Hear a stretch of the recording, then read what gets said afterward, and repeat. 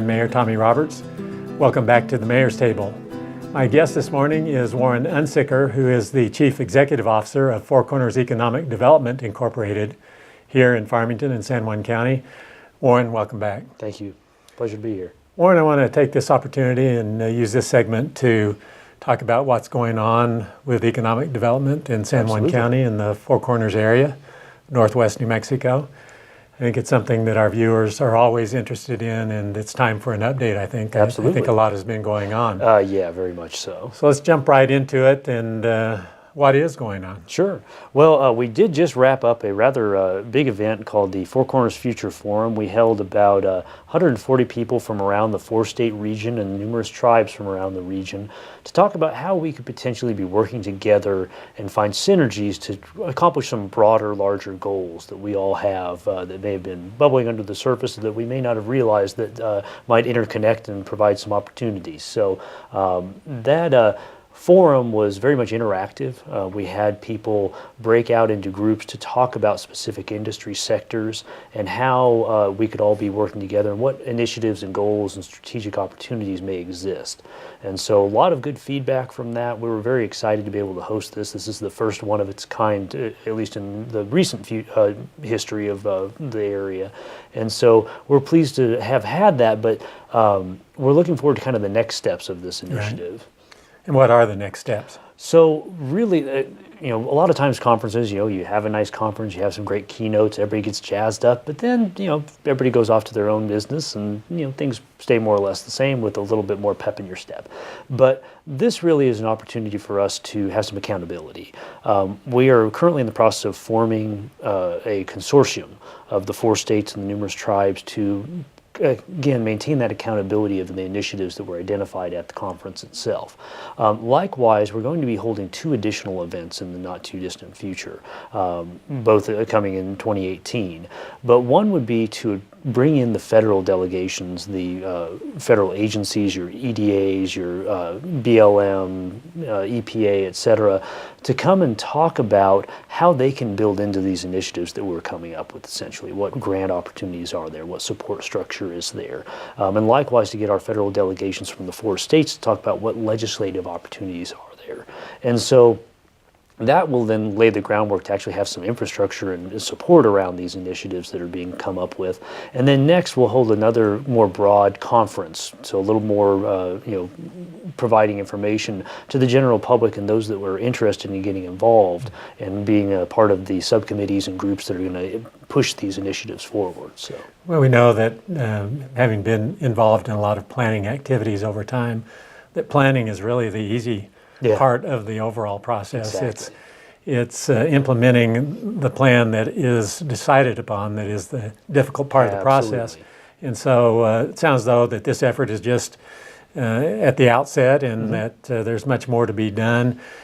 I understand that by partnering with the other states and the tribes that it may be much easier to obtain grant money? Absolutely. So especially when dealing on a federal level, if they see initiatives that have a broader impact, that cover more of their constituency, that provide more bang for their buck essentially, they're going to be more apt and prone to be able to invest money into an area and to allocate grant funds to an area. If you have A, programs in place and things, kind of your ducks in a row, and B, that you have multilateral support from around the area. So one of our keynotes that we had there, Cheryl Lee Hills with Region 5 out of Minnesota, who has formed a multi-county consortium there, stated they've been able to attract nearly $40 million in grant funds to help with some of the initiatives that they've been working on in their communities. So.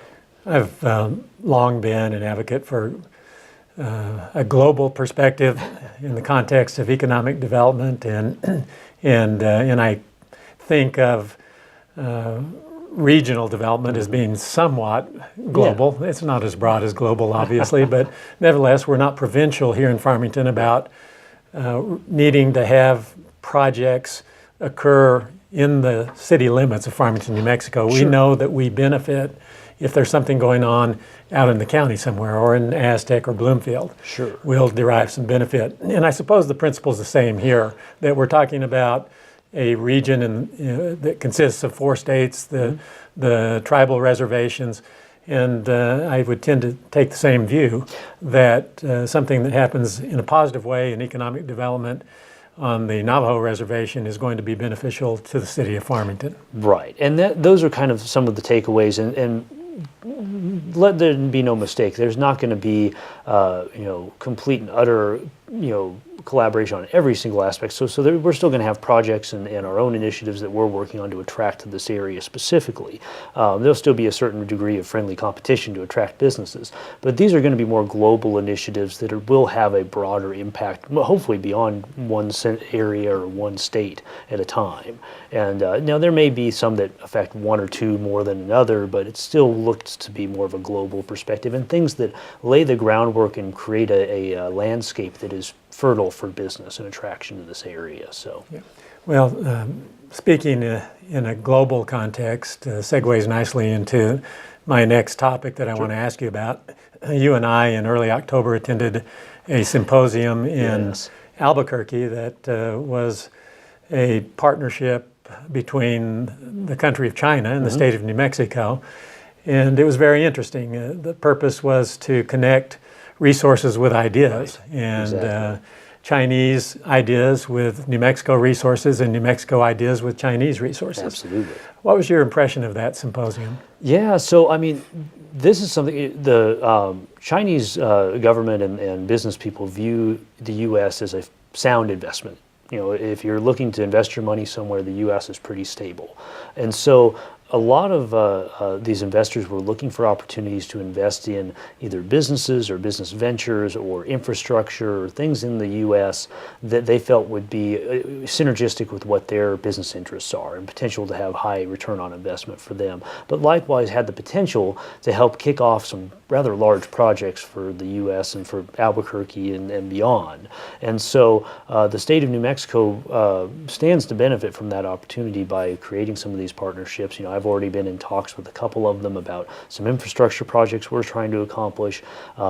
Likewise, I mean, we met people that were interested in film, film moguls from China that are looking for places to film and things like that. So, I mean, there's a lot of synergies that may not have been realized. Agriculture is another one too. They very much like American-made products from a food perspective too. So you look at some of the synergies and the opportunities, and we have a lot of things to offer from this area. Let's move on to another topic. I understand that there are 2 or 3 fairly large companies in the community that are expanding their workforce, and they're looking for state incentives in that expansion effort, and Four Corners Economic Development Incorporated is playing a role there. Why don't you tell our viewers what that role is? Elaborate a little bit more. So the JTIP Job Training Incentive Fund that the state manages is one that we work with our area businesses with to make sure they're taking full advantage of that opportunity when they start to hire. It offsets the cost of those employees for a good 6 months, paying for part of their salary. And so there's a huge opportunity if you are adding employees and something that if you are looking to expand it, please do reach out to us because we're more than happy to help you with that process.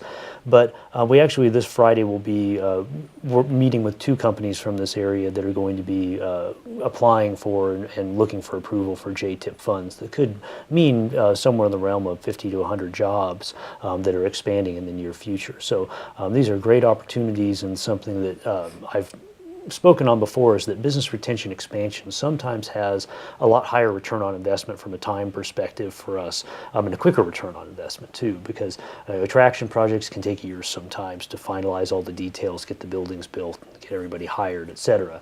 But these business retention expansion opportunities can have very near-term results and very insular results. These are businesses that know the area, have a vested interest in its success, and know the workforce. So. Well, the good news is that we're seeing some activity Absolutely. that indicates that our economic base is expanding a bit. Exactly. And when people are talking about creating new jobs, that's what economic development is all about. Economic-based jobs are those jobs that are high-paying, and the jobs are creating a product or a service that are being exported out of our community, and new dollars are being brought into it. So Absolutely. these bits of news are really good news for us. Absolutely. So another topic that I think we're all interested in, and that is P&M's Public Service Company of New Mexico's Integrated Resource Plan. Four Corners Economic Development Service has been very active and playing a very active role in advocating for the continued operation of San Juan Generating Station beyond PNM's planned closure of that plant in 2022. And we are continuing to work not only with our local partners, but with PNM and with Westmoreland and with our legislators and with various different constituents to do anything we can to either find a soft landing, is kind of the term that's been being bandied about, to make sure that we don't get left kind of holding the bag with this potential shutdown. So we're rest assured we're not resting on our laurels on this issue. This is something that we're very cognizant of and staying on top of. And if you do have questions, you can feel free to reach out to us to get some more details on what we're working on. So. What about recruitment efforts? Anything going on there? And so you mentioned, going to things like Albuquerque to go to this conference. I recently just got back from one out of Houston that was a Break Bulk Americas. This is a logistics and distribution conference. So went out there to kind of shop out our rail project that we've been working on for years and see if we can't get the interest of some short haul providers. I actually have a conversation with one later this week to talk shop about the potential there. Likewise, have gone to a couple other shows this year, the Outdoor Retailer Conference in Utah, as well as an aerospace conference and some others. So those are some of the recruitment efforts we're doing from a marketing perspective, really getting out of the area, going out to where the businesses are and trying to attract them here. So that's kind of the tact we're taking, and we were fortunate enough to get a grant from the state to help us with those efforts that helps pay for some of our travel costs, and so we're going to be able to hopefully do more of those in the near future. So. In closing out this segment, let's focus a little bit more in detail on the outdoor recreation industry. Absolutely. You mentioned that you attended a conference, and the community as a whole has rallied around the idea that the outdoor recreation industry is something that could bear much significant economic fruit for the community. Right. What's happening there? Sure. Well, just to kind of frame it up, this is a multi-billion-dollar industry it does bring dollars from the outside in. You've got people traveling from around the states and around the world sometimes, coming to our area and leaving their money and heading back home, hopefully buying a bunch of products on their way through.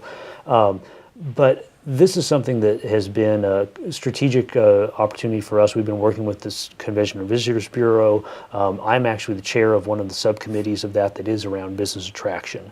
And so right now we're working on trying to frame up how do we start selling the message of we're open for business for outdoor industry. And so that's kind of the next step for us, is really setting that stage of, yes, you want to start an outdoor business, here's everything we have to offer and here's what we're working on right now. So we're drafting kind of some media releases around that. And likewise, working with this regional consortium, one of the things that came out of that was a talk of a four-state branding even. The Four Corners is a huge brand. It's an international treasure that people can travel to take advantage of, and it's a great branding mechanism that we can potentially utilize in concert with our Journey brands and the other brands in the area. So, Warren, I want to thank you for being my guest this morning on the Mayor's Table. Also want to thank you for your leadership in the economic development area and arena. It's a big job. It's a slow process. Sure. It seems slow much of the time, but we see progress being made. Absolutely. You're leading that effort. We appreciate that very much. Thank you. You're a good spokesman for the effort as well. I think our viewers like having periodic updates, so we'll invite you back here in 2 or 3 months. Thank you very much. I want to thank all of you for joining us once again on the Mayor's Table. We hope this was an informative segment for you, and we'll look forward to seeing you next Monday.